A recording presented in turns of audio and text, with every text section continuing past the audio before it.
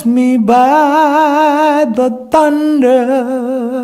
My name is Owen Brooks, and I'm at Jackson State University with the veterans of the Mississippi Civil Rights Movement. We're located in the Ayer Building at the Margaret Walker Alexander Research Center. And I do interviews for the Oral History Project at the Margaret Walker Alexander Research Center. And we're in the process of adding to our collection, that is the oral history collection of the veterans. So today, I have with me Reverend Jerry Tobin. I didn't say that right, I know I didn't, but you can introduce yourself if you will, sir. Okay. Because you know the right way. My name is Father Jeremy Tobin. I'm a Norbertine priest from the Priory of St. Moses the Black, just down the road in Raymond. Okay. And can you give us a little biographical information about yourself, Father Tobin? Okay. Tell us where you originated, and I will ask particular questions about schooling, etc. Go ahead. All right. I've been in Mississippi about a dozen years. Part of my community, I'm working with my community in our mission here in Mississippi. And originally I'm from Chicago, where I did most of my career. I was ordained a priest in 1969, and I worked until 1998 in Chicago. Various jobs. We're always in the inner city and the black community most of my life. I worked with Catholic Charities in Chicago for about 20 years. In so doing, I was very much dealing with the poorest, the bottom element of this. I saw a lot of. Could I interrupt you a minute? Yes, sir. Father Tobin, tell us about your beginnings. Were you actually born in Chicago? Yes, I was born in Chicago. And your mother and father were from my mother and father are both from Chicago, yes. Yes? And what's your father's name? My father's name is Ambrose. My mother's name is Florence. Okay. And what year were you born? 1941. Oh, you're a young man. And your mother's name was? Florence, her maiden name was Burke, Burke. And you went to elementary and secondary school? I went to St. Henry's Elementary School, and there was our home parish when I was a little kid on the north side. On the north side. And, okay. You went to, after you came out of elementary and secondary school, you went to higher I went college? yes, I did. I went to St. Norbert College in Green Bay. St. Norbert, N-O-R-B-E-R-T. Is that in Illinois? That's in Green Bay, Wisconsin, Oh. just outside De Pere, Wisconsin. It's in Green Bay. All right. And when year did you finish that? Let's see now. Graduated college, I believe it was 66. 1966. I did things like novitiate, and part of my seminary training was either. When did you go to seminary? Well, I entered the order in 1963. And that order is? The Norbertine, N-O-R-B-E-R-T-I-N-E, the Norbertine Fathers and Brothers. It's a very old order. It's one of those medieval orders, about 1,000 years old. And we have a college and an abbey in Wisconsin. In Wisconsin? All right. And let's see, did I ask you when you were ordained? 1969. Did you ever serve as a parish priest? I did. For 11 years, I was an associate pastor in an inner city parish in Chicago, right up the street from, well, not too far from where Trinity United Methodist Is that on the south side. On the yeah. south side? Oh, yeah. Right. Now, you got involved in a social ministry of some kind when? Well, I got involved really in the seminary before I was ordained. It was the 60s, and of course you guys were all getting your heads kicked in back then, and the heavy lifting was going on with the movement. Mm-hmm. But our group came along, and we were caught up in the spirit of the whole thing. So we were sent to the inner city. That's how I got involved in inner city work in Chicago. We did this when I was in the seminary. And What did you do? well, back in those days, we were running, we were running day camps and organizing summer job programs and stuff like that. And I got really fell in love with the whole population and the milieu, and of course people were. I met a lot of people from Mississippi, and I would go to their house, and they'd be telling me what was going on in Mississippi. And was this on the south side of Chicago? In the south side of Chicago, and and then as time went on, I got involved. Well, by that time I was ordained, and I got involved with Operation Push, and I knew about it when it was Breadbasket, but then later it became Push, and I was very involved with Jesse Jackson. I was got on the Ministers Division of Operation Push in the early 70s.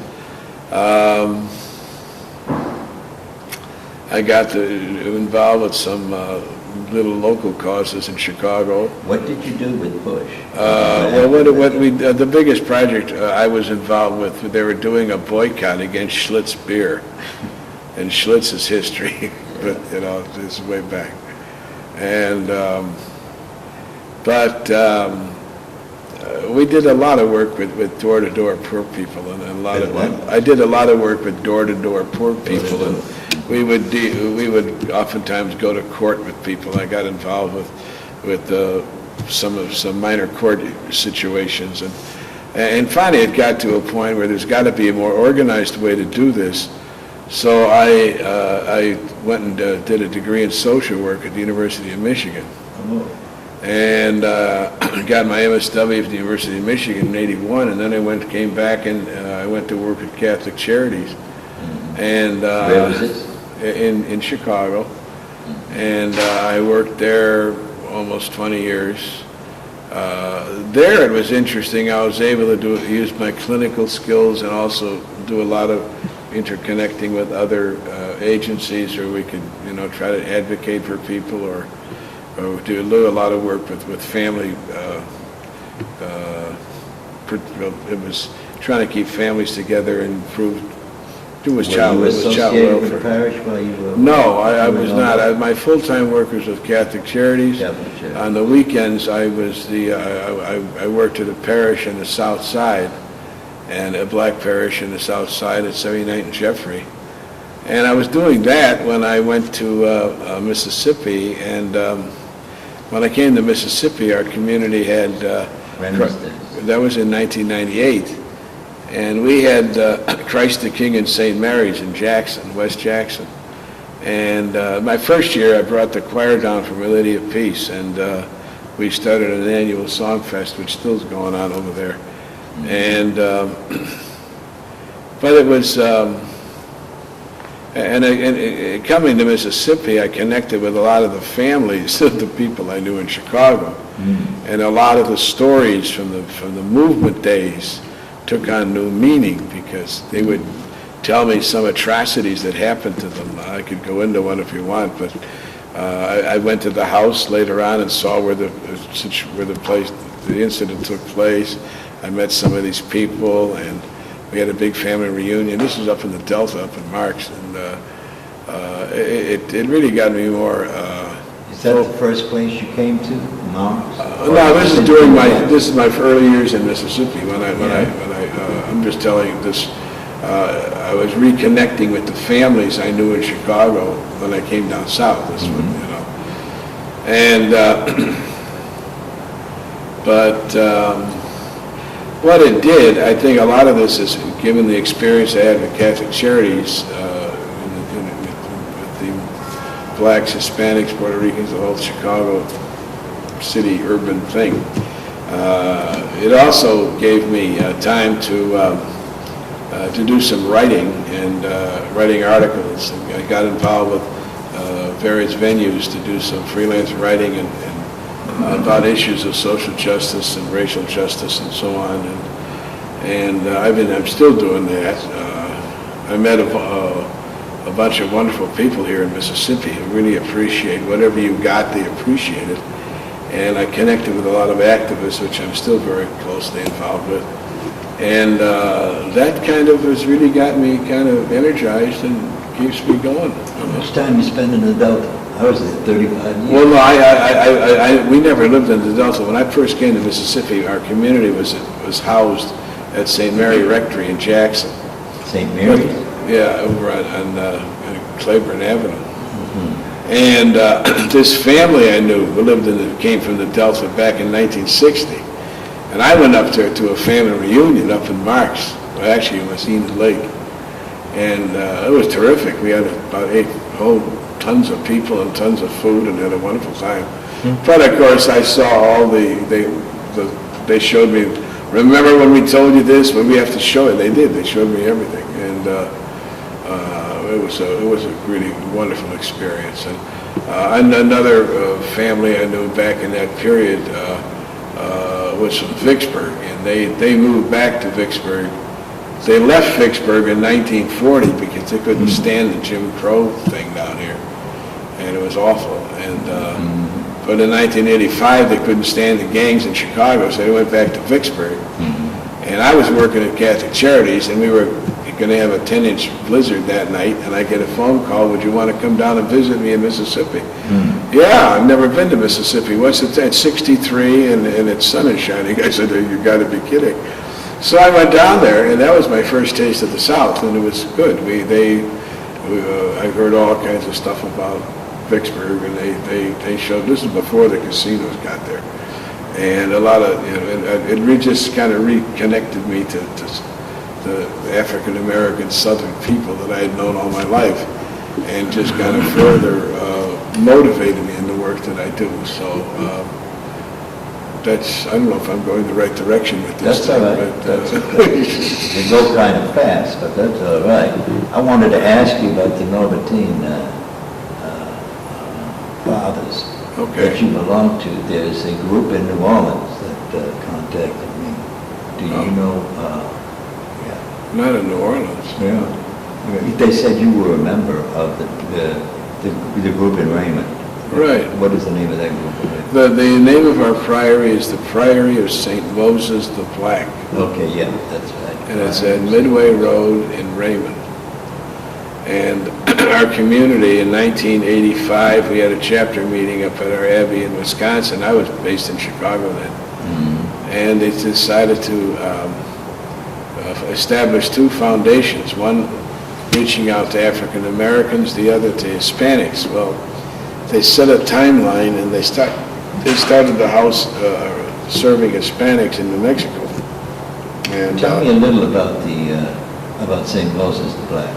Well, Moses the Black was chosen as our patron because he was a 4th century African monk, and he was a bandit who was converted, and the story has it he was given instructions and brought into the church by St. Anthony the Abbot, who was one of the famous Desert Fathers, and St. Athanasius in his Writes the Life of Anthony. Well, Moses became a monk and lived in the eastern desert in Egypt, and he was from Ethiopia, and he started a community of monks that was pretty loose kind of thing. And he wrote a lot of wise spiritual sayings, and he was known as Abba Moses in the desert literature. And Abba Moses had quite a following for spiritual advice. Well, the story has it that the bandits came to all these monasteries. Even today, you go to Egypt, you see the old monasteries. They got walls around them just keep the bandits out. Well, the bandits came to attack the monastery, and they were all going to get ready to fight. And he said, no, I've killed too many people in my life. We've dedicated our whole life to peace, to try to bring people together. We will not fight. And they were slaughtered. And he's buried in Dar el-Baramus in the Nitrian desert, together with St. Arsenius. Now, you and I would think Arsenius, and think of Arsenio Hall. Well, that's his namesake. And to this very day, that monastery, a Coptic monastery where he's buried, has been operating non-stop as a monastery for about, since 350 or something like that. They've lived with everybody. Coptic Christians? Huh? You said they were Coptic. Coptic, Egyptian, yeah, Yeah, Egyptian Coptic Christians, yeah, right. Yes. And so he's because of his work with reconciliation and spirituality, he became the patron. We decided to pick you as the patron. Our order is close to 1,000 years old. It's an order, it's something like a monastic order. Mm-hmm. We have monasteries, abbeys, where a regular religious life is lived out. They still oppress the Coptics in Egypt. They still oppress the Coptics. They do. In fact, recently the Copts got it pretty bad, yeah. Very bad. But it's very bad, yeah. But they've survived. Mm-hmm. And that is, yeah. Yeah, I've read about it. But anyway, when we started this project, we are doing this in order to continue our work here in Mississippi around the areas of racial reconciliation, bringing people together, helping the priests and parish work and so on. Some of us are in specialized work. I'm doing, all my work is around social justice, writing and speaking out and working with various groups. Another one of us is the psychology department at Jackson State. He's the chairman, in fact, Father Richard Childs. Then there's another one who's our superior. He's a former abbot. He helps out in several parishes, but gives retreats. We've got a retreat ministry at the Priory where groups are coming in every week. And I'm invited to the Priory. You certainly are. The door will be got the light on for you. You better believe it. You just give them a ring-a-ling and come on out and visit. Yeah. It's a Roman Catholic priest. Yeah. From New Orleans. I got it because I got it wrong.